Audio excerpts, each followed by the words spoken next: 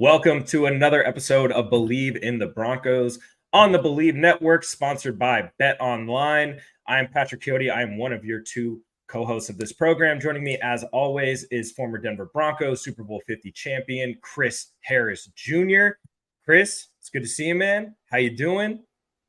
Doing good, man. Excited to talk about the RBs today. Excited to have Tatum here, man. And yes, sir. Let's talk some ball.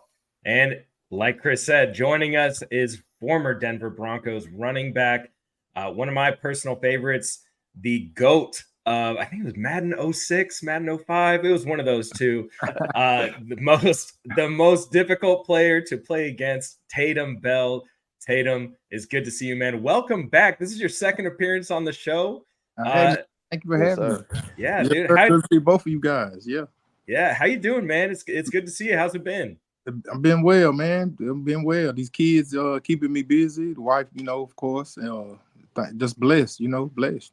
Absolutely. So you rocking them Cowboys, man. Yeah. You rocking them Cowboys. I know you pulling the son. Hey, come on, go to that black and orange. I know you pulling on them a little bit. Yeah. I got his mom went there as well. So, but man. So, but nah, that's my school. That's his journey. So, we'll save that topic for another day. One of the top wide receivers in the country, man. I'm excited to see where he goes. We brought Tatum on to talk about the Broncos running back room. This is part of our roster breakdown series. Go catch the other episodes if you haven't. There's a lot of great information in those episodes about the state of the Broncos roster as we head into training camp, which the dates were announced today. Very excited to see camp get underway. Before we dive into the running back room, we've got a quick message from our sponsors. Bet Online is your number one source for all your sports betting needs this season, from baseball, golf, soccer, right to all the top fights in the UFC, MMA, and in boxing.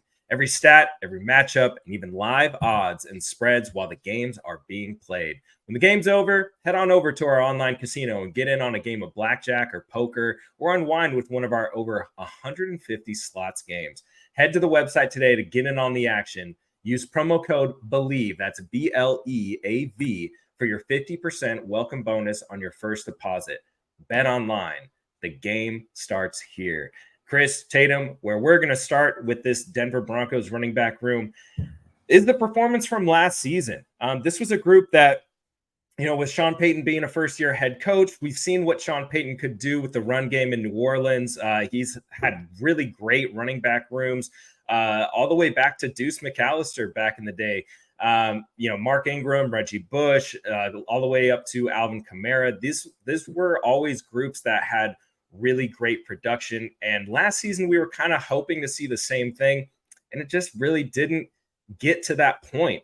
They were just kind of stagnant. Maybe part of that was the offensive line, but Javonte Williams was coming back off that devastating knee injury. Samaje Perine was getting acclimated to being in Denver, and they had an undrafted rookie free agent as one of their main components of the offense. So it just never got going.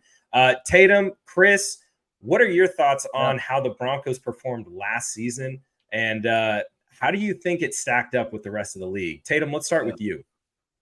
I thought it was average. I thought Williams kind of rushed back, though he still kind of looked rusty coming off an injury. And I thought, most players come back more explosive, especially running backs, but you can still see he was, hindered by, I don't know if he got his explosion back. He wasn't able to break tackles like he was, his first years in the league, and that was rough. But Perine, I thought Perine was going to come in and have more success, coming out of the, the Cincy offense. I thought he was going to be a receiving running back, and he's a big guy. He can be a short yardage goal line back as well. But we paid him some money, so I just thought he was going to be used more. I thought he was going to be. I thought he was too big as well. Both of them guys big. There's no change of pace with both of those guys. And then like with the young guy that came in, the undrafted guy. I can't remind me McLaughlin. his name. Yeah, McLaughlin. I couldn't pronounce it. That's my guy. I like him. That's the lightning, and we got to get him more touches. I know he was, and he's pretty good running through the tackles and everything. But of course, his thing is in space, receiving, and he brings a lot to the game. Perine, I think I see the potential in him. I just need some more out of him. But Williams, I think Williams on the hot seat, to be honest. I think last year performance, I think we forced it in there with him. It was rough, and a lot has to do with the offensive line. But I didn't think they was that bad. The holes were there. I don't know. That was just me looking at it as a coach. Definitely, Chris. What did you think of the Broncos running back performance last season? Yeah, definitely below average to below average. Because you look at every team, majority of every team has a stud back, right? Even the Chiefs with Isaiah Pacheco, right? We know that boy's gonna run hard, right? He has some breakaway speed, run mad. He runs like the Rennies do. Yeah, when he ducks that head, we know he's running hard. That's what we say with AP. We don't want him to duck his head. Absolutely, right? It's over. It's over for us. But I just think they're below average. Williams, I didn't think he had to show the confidence in himself that he was fully healthy. He did have spurts, but not in the totality for the whole season. P-Ryan, actually, he had a solid year, but they just didn't use him a lot, right? No. Mainly, the only time they used him was 2-minute drills. Yeah, he was the 2-minute because a lot of those drives that we got with Russell Wilson, we're going to P-Ryan. He's hitting them little dumps. P-Ryan taking it, getting 10 yards. That was his role last year. Was pretty much I'm gonna be a third down blocker and 2-minute offensive guy. That was the role they pinned on him, and I thought he could have did a lot more. Given more opportunity. But and McLaughlin, he had a lot of touchdowns early, preseason things like that, but it kind of slowed down once the season came. And we didn't rush. I think we were bottom of the pack in rushing touchdowns. Yeah. Right. So that's not Sean Payton, even though he has a lot of passing touchdowns, he's still always up there in the middle of the pack or close to the top in rushing touchdowns. So that's something that they got to clean up and get better for this season. Because it can't just be all on the quarterback to get us in the end zone, right? It was pretty much all on Russ. If Russ didn't get us a touchdown, we're not scoring. So we gotta have more balance in the red zone. Russell Wilson and Javonte Williams last season both had the same amount of rushing touchdowns. 5 total touchdowns by Broncos running backs. That's Williams, McLaughlin, and P-Ryan on the season. And that's just something. And I think Javonte's didn't come until like week 11. His first one of the season didn't come until that late into the season. I didn't even know those stats. I'm just going off of what I see. There you go, Pat. Me too. And that's something that's like it is very concerning. Like you said, Chris, like Sean Payton's offenses have generally been very well balanced, even throughout the Drew Brees years. They were always kind of top in the league in passing yards, but they balanced it out so well with that rushing attack. And like I said at the beginning of the show, he always constructed these rooms in a very meticulous way. So you had your bruiser running back. Think back to that, like Mark Ingram, Reggie Bush, and then Darren Sproles room. That's kind of like what they need to come back with. And we can look at either P-Ryan or Williams as that bruiser back. And then McLaughlin is that Darren Sproles type of role. And we just didn't really see it mesh the way that it should have last year. I think that they left a ton on the table. And Tatum, you made a great point at the beginning. Javonte kind of seemed like he was rushing back. And this was a knee injury that a lot of players, I'm not going to name any names, but a lot of players have come out and said he probably should not have been playing week 1. And that's like when you rush a guy back, when you're trying to get him out there, I can understand that Sean wants to get eyes on every position, but this is a guy who's going into the final year of his contract. He still got 217 attempts last year. That's a lot for coming off of a knee injury. I don't think we've seen anybody come off of a devastating knee injury and get 200 plus carries since Adrian Peterson had that MVP year after he blew out his knee. So I think that this was a team that really just struggled. His vision, Tatum, you brought up a great point. The holes were there, but Javonte Williams' vision last year, I don't know whether it was just him being hesitant to hit the hole or just not seeing the hole develop. It just they were there and it just wasn't executed well. Coming into this season, though, this is a group that has a chance to maybe revitalize some of that. So we're not going to talk about the new guys that they brought in quite yet, but Tatum, what do you need to see from Javonte Williams in this training camp to make you feel a little more confident about him potentially getting that 200 carries this season? We got to see the explosion. We got to see the vision, and we have to see the breakaway tackles. That's what he was known for. He was always, one guy wasn't bringing him down, so he has to get back to that beast mode, whatever you want to call it. He just has to get back into that mindset, and if we can see the explosion, because he can catch the ball out the backfield pretty good, he can be a one-stop shop. Decent. Okay, I ain't gonna say not like P. Ryan McLaughlin, but I think he can get the job done. But he has to bring that explosion back. And I think with that year off and with all the noise he was hearing in the whole off season, hopefully he'll be ready, because I feel like he's on a hot seat. With us drafting that with that young boy from Notre Dame, so I feel like he's on a hot seat because we just signed P. Ryan and McLaughlin will be back. So I just he better show improvements early in training camp, or he'll be on the hot seat. That's how I feel. So definitely, and when players back against the wall like contract years, or you always get the most out the players too. So it's second system with, then back like you were saying with Peyton having running backs. Remember back in Dallas, he had a stable. When he was with Barcelona, I think it was Marion the Barbarian. Marion Barber, man. Yeah, Marion Barber. Yeah, that was one. He always has a big guy like you were saying, and a thunder and the lightning. So hopefully one of those guys can pop off early, get those early downs, and then let McLaughlin or P. Ryan get the third down, the short yardage. But I like P. Ryan, like Chris saying, he good. He was a good 2-minute back. He can block. He has the size, and he can get the job done as well. Definitely, Chris. What do you need to see from Javonte going into training camp to make you feel a little more confident about this group going forward? Like you said, I need to see that quickness, that nice feet work. Patient hitting the hole, setting up some runs too, right? And you got to make one guy. That's always a staple for a good running back, right? Can he make that first guy miss, right? And you're not going to do it every time in the NFL, but you got to do it more than you got to win more than you lose, right? So that's what we need from him. I think the O-lines definitely should be in better this year, right? You got they got second year under their belt in the system. They understand the scheme. My only issue is if we can't throw the ball, he might see some packed formations, crowded fronts. That might be the only challenge there if we can't throw the football.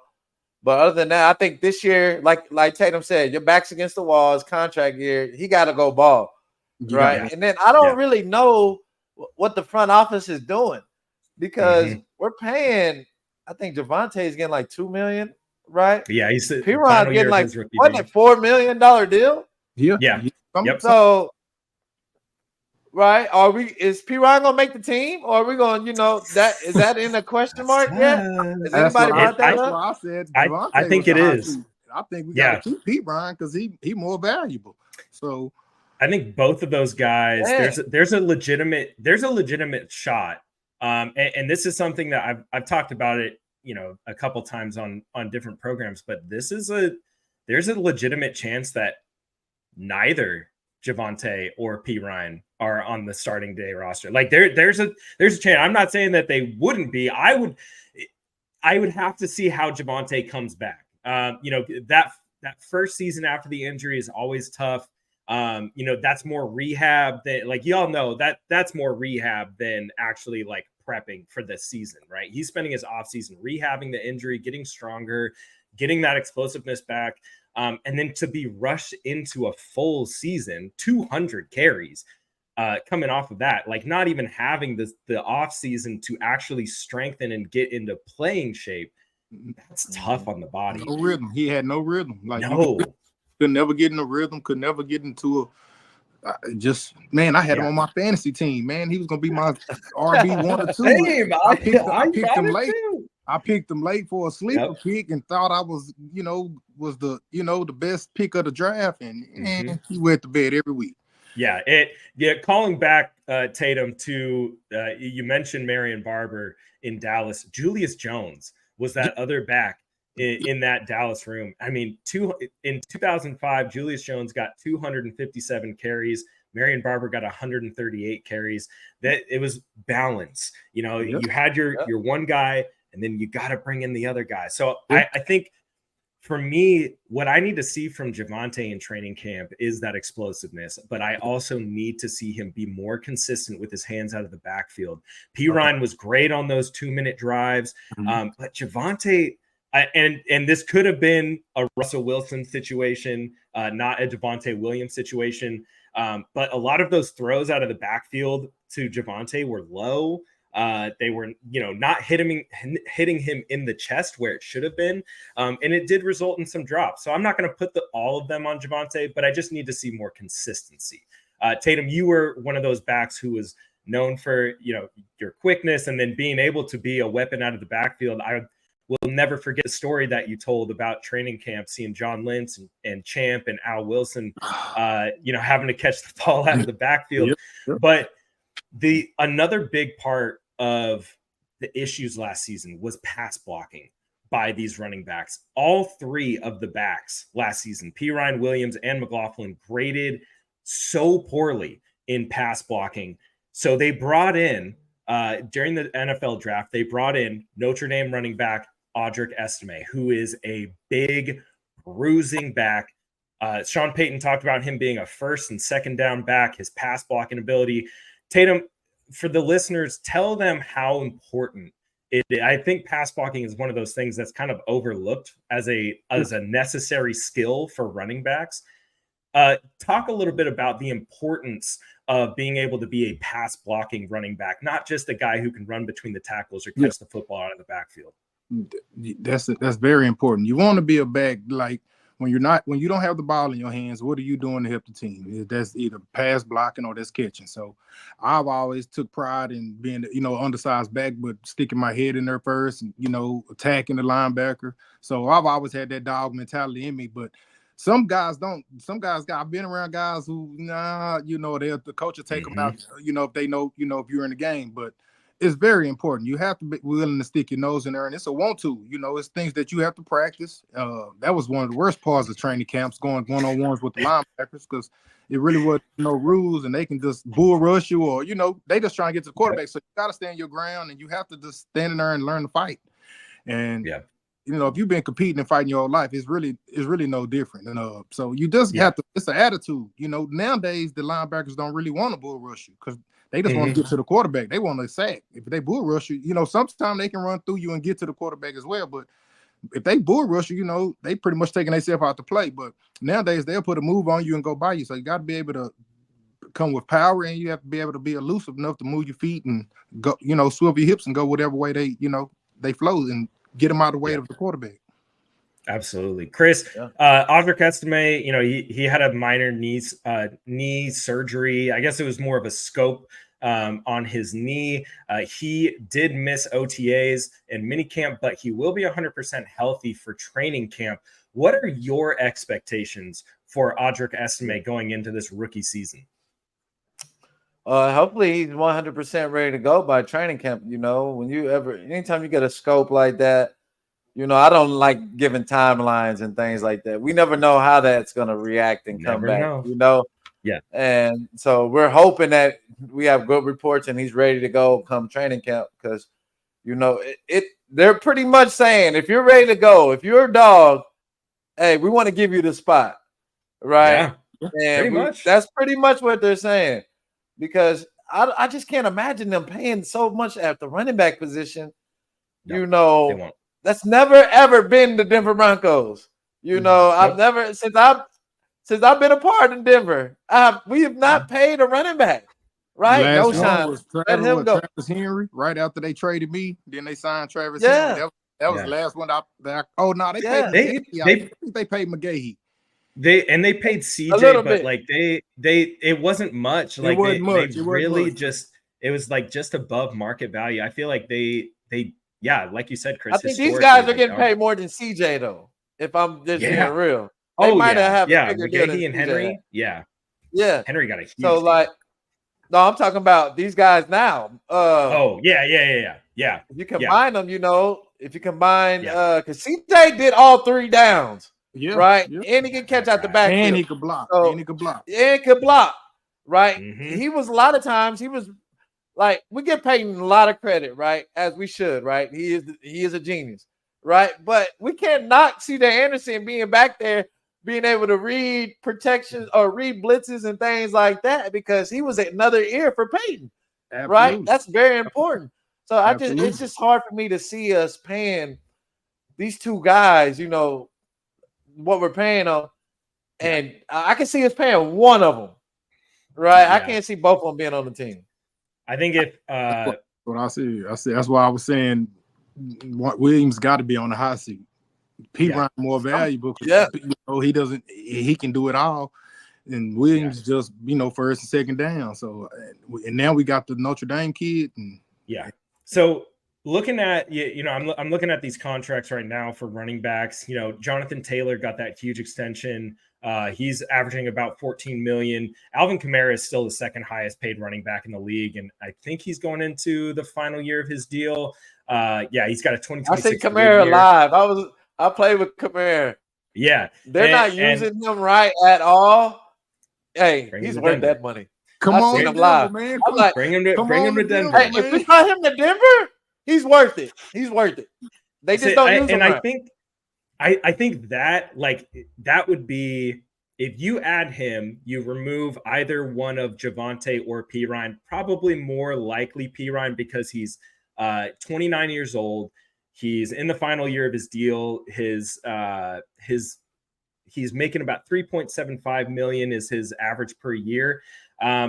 That's kind of more so the guy that like a contender would use.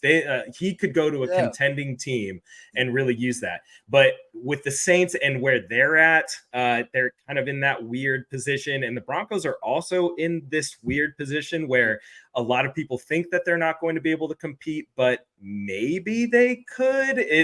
There's so many unknowns. I got a question. Our number 2 running backs getting paid what P. Ryan's getting paid? So that's a great question. I'm looking here. I mean, man, like Najee Harris is making just under 3.7. Antonio Gibson is literally at the same average per year as Samaje Perine. He's the number 2 back in New England. I mean, we can't really say Mostert is a number 2 back. I think he's probably the Dolphins number 1 back. Yeah, he's at 4.1. Jamal Williams is at $4 million. You know, I think it's around that market, but the running back market is so strange. Like the rookie contract is barely lower than the number 2 running back market, right? So Jahmyr Gibbs is making 4.46 as on his rookie deals. He's in the second year of his rookie deal. And then it jumps all the way up from that to, let's see, Devin Singletary is making 5.5. David Montgomery is making 6. I mean, Miles Sanders is making 6.3 with the Panthers. These are guys that are on their second contracts and they're making this amount of money. And Perine, I think, should be on his 3rd contract by now. But yeah, this is his second one because we just paid him his second contract. I think it was a 2-year deal, right? Yeah. So when I'm looking at Perine's contract, he has to play more. We got to use him more. If we're going to pay him, he was not used the same.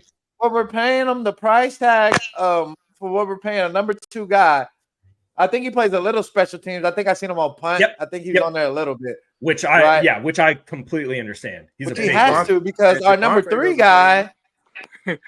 McLaughlin, like you said, does he contribute? Your number 3 guy has to be a major contributor on special teams. Absolutely. McLaughlin got 12 more snaps than Samaje Perine did. He got 23 more carries than Samaje Perine. So he's your number 2 back then. Yeah.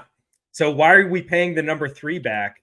That's my point. Do you see what I'm saying now? Yeah. We're paying this guy number 3 back to come in on sparingly, right? And he's not a major contributor on special teams, right? Just to be the number 3 guy. It doesn't make any sense. It's just I can see him. Maybe Perine's on the hot seat. Yeah, I think there's a case for both of those guys. Tatum, the Broncos brought in Audric Estime. You know, we talked a little bit about him, but what do you think he could bring to this Broncos offense? Hopefully he can bring the pass blocking like you brought up. If he can be a pass blocker, he's gonna be the guy. Especially he's gonna win the first and second downs. Then they'll keep him in. Maybe, pass block. We'll see if his hands are decent, but I definitely know he'll be our bruiser.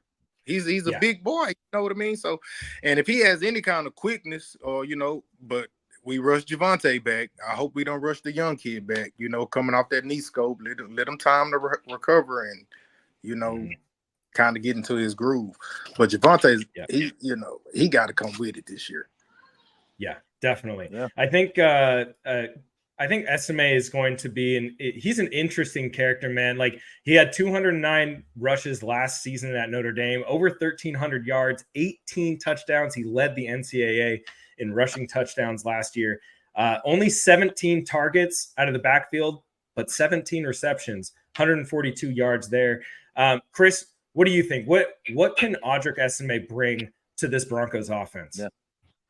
We need that physical toughness, that hard nose, especially in the red zone, right? Mm-hmm. Those teams that can just run it in, those teams demoralize you as a defense, right? Because you're doing whatever you can to stop them, but they can just run it in, right? Yeah, those teams are tough, and that's what we need to be. We need to have that identity. We need to start bringing that, especially with an experience, expensive O-line, right? We got to be able to run the football. Yeah. And that's where I seen was a major.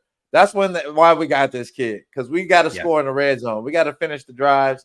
It can't just be all on the quarterbacks. It can't be all on Cortland to get us in the end zone.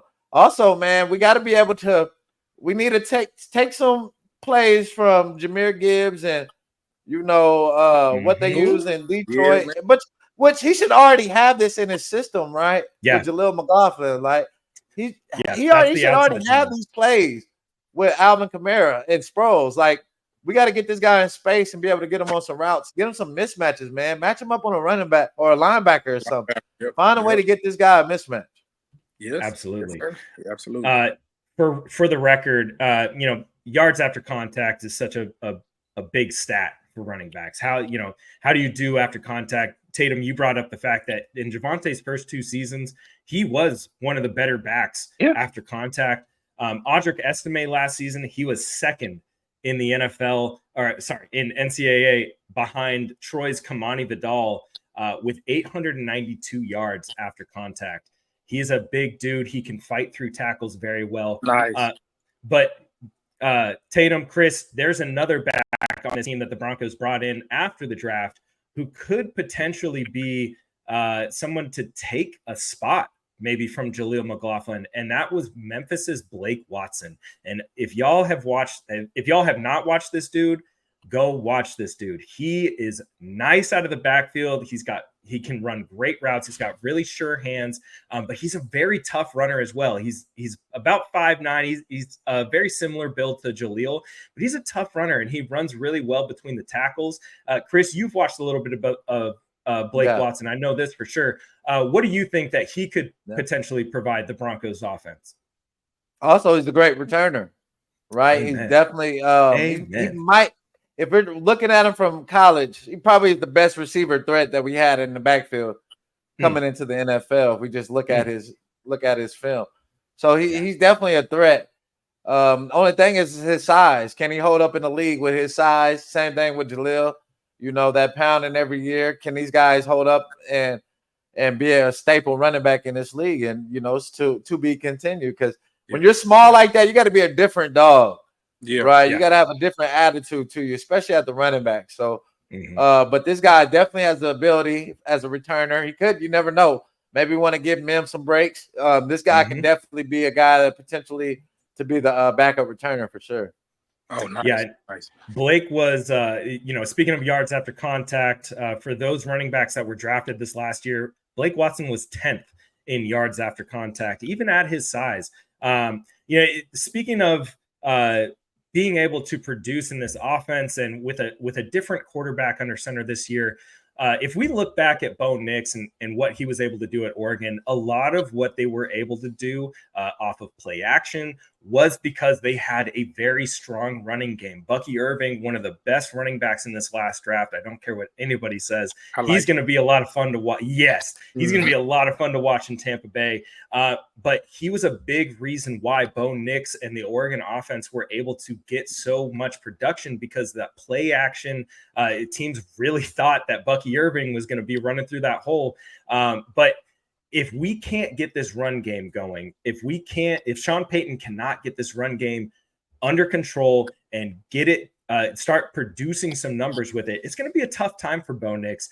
Tatum, for a rookie quarterback, having running backs that you can trust has to be such a big, big thing. What do you think that Bo Nix, a rookie, is going to expect from his running backs as going into his rookie season? I'm pretty sure Peyton already had the meeting. Hey guys, we're gonna have a young quarterback. We're gonna be heavily dependent on our running game to basically get us in manageable third downs and basically be where you're supposed to be in the check down. Make sure you filling them A gaps, B gaps on them blitzes. And if they do that and they cover their job, I think it'll be an easy transition for Bo Nix. Yeah, I love that. Chris, what do you think? What's the biggest thing that Bo Nix should be expecting from his running backs? Yeah. Man, when you can run the ball, it just makes it easier on the quarterback. Just less pressure, especially as a rookie. It's hard to play in the Mile High. It's hard to play in Denver as a rookie. Yeah. So anything that can help him, especially having a run game, is going to be crucial. That can open up the play action.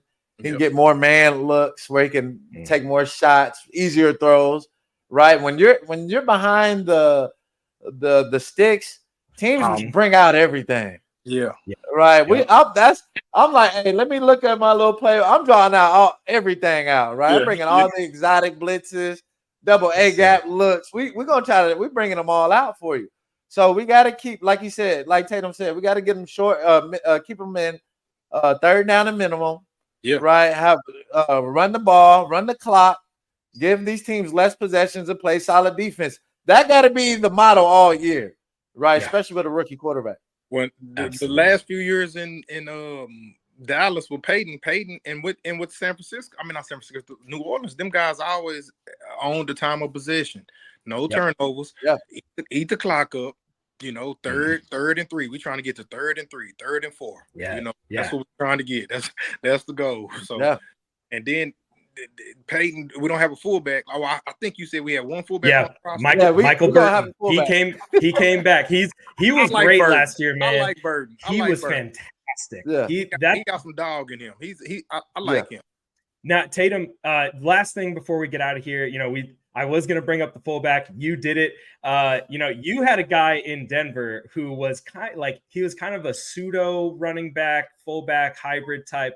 And another one of my personal favorite Broncos of all time, Mike Anderson. Okay. Talk about playing with Mike and what attitude that guy who's at the fullback position has to play with. He was an older guy. He was and when I came in, he was having success. Mike was a different kind of breed because and this was the older trainer. You had to put full pads on two a days. I remember, I'll never forget my first practice. Mike went out there. We was out there warming up. He was coming from the car. We're like, man, where you come from? He was like, man, he was smoking a black. He smoked Black and Miles before every practice. It was the craziest thing ever. I'll never forget. I was a rookie. I'm like, man, what? And I know he got hurt. My rookie year, he got hurt. Yeah, when Ruben had took over the job. Yeah, but Mike came back. My second year, he had 1,000 yards, and I had 900 that year. But Mike was a dog, man. He knew the offense inside and out. He taught me so much stuff about pass protection and how to cheat your alignment to get to the guys. He was a good mentor for all the other backs. The locker room at that time wasn't a bunch of guys just looking out for themselves. They was always trying to bring the younger guys up, and he was one of those guys. And Bobby Turner, he always, hey man, you only good as the strength of the whole room. So when all of y'all are competing to be the guy, then it's only gonna bring the best out of the guy that actually is the guy, and it'll bring just elevate the whole team. Like Chris was saying, just take so much pressure off the quarterback. But Mike was a dog, man. He a different breed. He was big, he was fast, he knew he had strong. He'll run you over, he can make you miss. He was legit. Yeah, he was legit, man. He was a good guy. Yeah.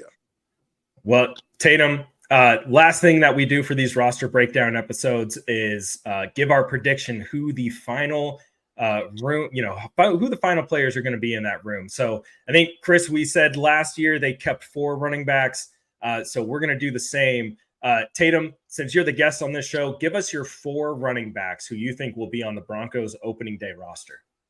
Well, I'm going to count both the rookies. Okay. I like Watson, and I like the Notre Dame kid. Yep. Got to be McLaughlin. Yep. And the final spot going to have to come. I'm gonna say P-Ron. Okay, I like it. I'm going to say P-Ron because he can play special teams. I don't think Javonte playing no special teams. I know the rookies playing special teams, but all them other guys, if you're not the first or two, if you're not the starter, you're gonna be on special teams or you're gonna be a backup. So that second gonna be a backup. The third and fourth guys definitely gonna be starters on special teams. So love it. That's that's a bold prediction. I just hopefully he can show the turnover and get his his groove back. I'm not wishing negative on him, but I think so. Got to be real. Chris, what about you? Who are your 4 guys? I think Patton, he's gonna keep his draftee. I think they draft him in the 3rd round. Yep. He ain't gonna cut him. He don't want to look bad for cutting him. So I say Williams stays, P-Ron gone. Okay. Let's go with the rookie Notre Dame. Estime. 1 spot. Estime. McLaughlin. That's 3, right? Yep. I say we pick up a free agent after preseason. Really? Okay. And then we go with Burton. Keeping Watson. Yeah. Burton's gonna have Watson plays practice squad, and we can pull him up and pull him down when we need to. Okay. Yeah. That's fair. I like that. Yeah. I think my 4, I'm gonna say P-Ryan gets released in camp. He'll probably want to go play for a contender, which I completely understand. And I think he could be a serious contributor to. He'll go back to Cincinnati. Yeah, which they only have. Yeah, they only have. I mean, Zach Moss is their starting running back right now. So I think they'll need some more help. So yeah, Javonte, Estime, McLaughlin, and then they have Beatty on the roster. I think they like Beatty quite a bit. So they'll probably keep him for the opening week. And like you said, Chris, keep Watson on the practice squad. But I think that'll probably change by probably week 5 or 6. And then Burton, of course, as the fullback. But Tatum, that's going to be it for our roster breakdown episode for the running backs. Thank you so much for joining the show, Tatum. You will always have a special place in Broncos fans' hearts, and especially in mine. Let the people know where they can find you, man. Man, I'm just on Twitter, man. I'm not really into social media, and I stay out the way. TX is my Twitter. I just stay out the way, man. I don't really have to. That's the only social media. You're going to find him on here, man. You're going to find him on Bleav Network. Find him on Bleav in the Broncos. That's it. Yeah. Well, hey. Anytime, fellas. That was awesome. Thank you for having me. We'll have you back on during the season. Hopefully that, Bleav should reach out to you for the Oklahoma State show for sure. Because they could use you, man. And you know what?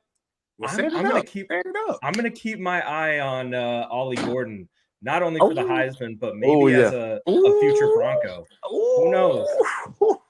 You can find Chris and I on Twitter at Patrick Chiotti, at Chris Harris Jr. Follow at Bleav Network as well. Make sure you subscribe to the show on whatever podcast platform you're listening to us on. And make sure you go over to the YouTube and subscribe there as well. Until next time, Broncos country, we'll be seeing you. Yes, sir. Thank you. All right.